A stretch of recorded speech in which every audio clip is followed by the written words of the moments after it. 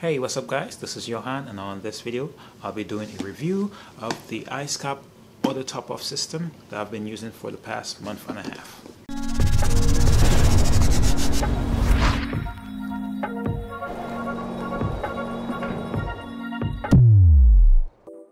Alright guys, like I said in the beginning, I've been using this ATO for about a month and a half, and so far so good. I pretty much like almost everything about it. There's a couple things that I don't like. We'll go over those in a bit. I also did an unboxing of this ATO and also a Flood Guardian. You can check that video up here in the top right corner. One of these areas, so far so good. Like I said, I like it. There's only one or two things I don't like about it, but let's start off with all the things that I do like about it. So let's start with why I chose it and a few things that I do like about it. For one, I do like the dual optical sensors that it has. So it gives me, when it reads where the water line is with the main optical sensor, and if for any reason that optical sensor fails, it goes up and then it hits the second optical sensor, and then that one would trip and then sound the audible alarm. Also, it has a run dry prevention, so if your ATO reservoir is running a little bit too low or too low, it will actually also give some audible alarms and some blinking lights as well. So that way it keeps you notified, just so you don't mess your pump up and you don't overfill your aquarium. So the second thing I do like about this ATO is that it is very quick to respond. So there's about a 3-second delay from when once it senses the water level is low, lower than the optical eye. So I guess that gives it a little bit of time just in case there's some type of disturbance. So 3-second delay, then it kicks the pump on and it starts pumping water. So what does that mean for me that it comes on really quickly? Well, I do like that it comes on quickly, and that means that the tank stays less amount of time with higher salinity. So if the water evaporates, the salinity goes up, it pumps the water back in. So it keeps it at much more stable rate. So there is a almost negligible point where you can't really tell in between where once the evaporation and all that, but it does it so quick that it just keeps it on a nice little wave instead of a spike like I used to do. I might forget to bring my 5-gallon bucket up or something and top the water up manually, so it just automatically does it for me, so I don't have to even worry about it. It just keeps a nice wave. Alright guys, so the next thing that I do like about it is it's pretty much plug and play, and it's also a really small and compact little device. Once I show you guys how small it is, it's about this tiny, the actual main housing, and then the other part is about that big, the magnet that holds the sensor. So just this big and this small for the actual brains, so it fits in really nice. I don't have to like try to figure out where I gotta mount it. It just mounts really small, so I have it right there on the side inside my stand. Alright guys, there is only one thing I do not really like about this ATO, and that is that it does not have a feed mode. That might not be a problem for you, but in my case what that means for me is if I ever want to turn my return pump off, maybe I'm doing a water change, or if I'm feeding my fish or my coral and I want to just have a dead flow in the aquarium so I could target feed some of my coral, what that means is when I turn my return pump off, I'm gonna get some back siphon, and when I get some back siphon, that water level is gonna rise in my sump. So the return pump is on feed mode, so I have more water in my sump, and then it's gonna go above that optical eye. So when it hits the optical eye, it's gonna start beeping, and there is no way to shut it off besides unplugging it. Now I have it in a really nice area where I could just unplug it with my hand, so it turns it off, but I kind of don't like the fact that it doesn't have a feed mode. But what I found to make a workaround for that is to plug it on the same port on my Apex with my return pump. So when I put my return pump on the feed mode, it just automatically goes off of my return pump. I could also put on a different port on my EB8 bar on the Neptune Apex, but right now I just have it connected to my return pump. That way when I turn the feed mode off on the return pump, because sometimes I like having all the other pumps on, I just maybe want to turn the return pump off only, that way they both shut off. So that's a workaround for that, as long as the my EB8 bar or my Neptune Apex doesn't crash and whatever, everything should work just fine. Alright guys, so let's go down into the sump area and I'll show you guys how I have the entire thing set up, and then we'll go from there. Alright guys, so you could see right here where I have the IceCap ATO. This is the brain part of it, and I have it right here on it's just right here inside my stand, just mounted for screw right there at the top. And you could see the two lights on there, and then this is where everything plugs in at the bottom. Let me brighten that up for you guys. So this is where everything plugs in, and the pump is right down center. This is the top sensor, the emergency sensor, and then this is the actual sensor that controls when the water level is at the right level. And then the power is up top right here. So before, what I had to do, every time I turn my pump off or my return pump off, I have to come over here and just unplug this. So this is how it looks right here. So let's go over to the other part. Alright guys, so right here you can see the actual sensors right here, and this is what controls the water level. So on the left right there, you could see the main optical eye that controls the water level. So if the water level drops below the optical eye, then it sends a signal to the main brain, and then the main brain turns the pump on. And on the right is the backup sensor, the emergency sensor. So if for any reason the first one fails or my return pump fails for any reason, then the optical eye will send a signal back to the main brain, and the main brain will start beeping.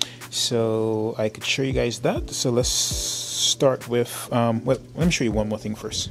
But the one other thing I wanted to show you was this float valve right here, and I love the idea from the Neptune ATK, where they have 3 different, or technically 4 different fail safes to prevent it, just in case, you know, both optical eye fails. They also have a float switch. So I got the same idea, and it's just a acrylic float switch that screws on to my my sump, and I'm thinking of drilling my sump, but not just yet. I just wanted to have one that screws on really tightly.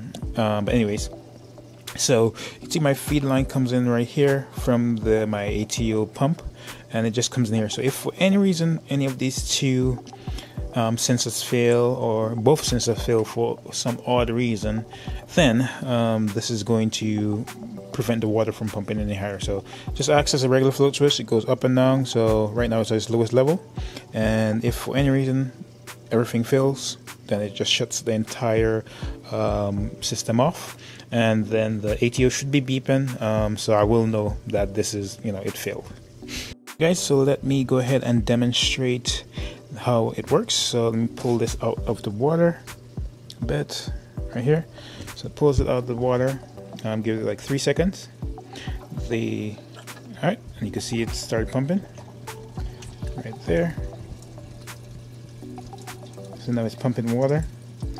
And then if we swing over to the brain unit, you can see that the blue light is flashing, and that just notifies you, hey, it's in operation. So if you ever come and you hear a noise, like for my first week of running it, I wasn't sure. I was just hearing that the water gushing out of the actual pump. So I was like, what's that song? Then when I opened up the thing, I just saw this blinking, and then I looked and I saw it's working. Cool. Alright, so I went ahead and put it back at the right water level, so I don't add too much fresh water into my aquarium. So now I'm gonna push it below the water level. Nope, still not low enough. Alright, so there it goes. It actually didn't take a couple seconds. It actually started immediately. I just didn't push it low enough. So you could hear that loud annoying beep, and that you can hear that all across the room. So whilst it's beeping, one thing you do realize is that the red light is beeping, and that indicates something's wrong. So you come over, you take a look, and you see, oh, it's, you know, the water level is too high. So let me go ahead and pull that back out of the water.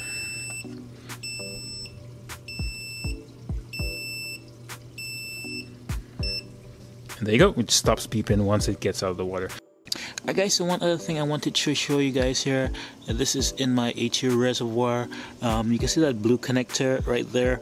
That is a it's an anti-siphon basically connector. So what that means is if your ATO reservoir is higher than your sump, or if your sump is higher than your reservoir, there's a siphon brick in there. So what that means is if like I say, your sump is a little higher than your ATO reservoir, it doesn't pull the water back into your sump. It just basically breaks the siphon so that it doesn't overflow or drain your aquarium.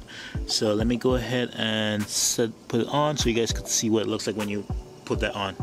Alright, so I have the water you should see kick on, and then once it kicks on, you see the water splashing right there. And what this is actually doing, it is spraying out some water, so you can see water splashing.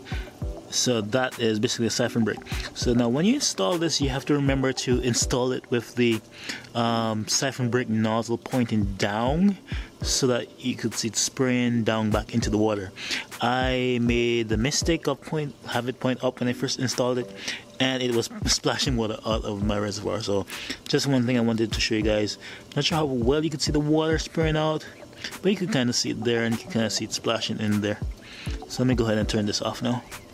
Give you guys a quick view of the aquarium and see what it looks like right now. And really looking beautiful. Everything's stable, corals are growing, fish look happy, healthy. Everything looks nice. Alright, let's go back to the ATO system. Alright guys, so that pretty much wraps it up for my review of the IceCap ATO. Few things I like, a lot of things I like, and maybe one thing I don't like. But besides that, I think it's a really nice ATO system. When I first set it up, I was so used to manually topping up my tank that I came home one day and I was like, oh shit, I didn't top up the tank. And I went in and I was like, oh wait, was at the right level? And I remember I got the ATO.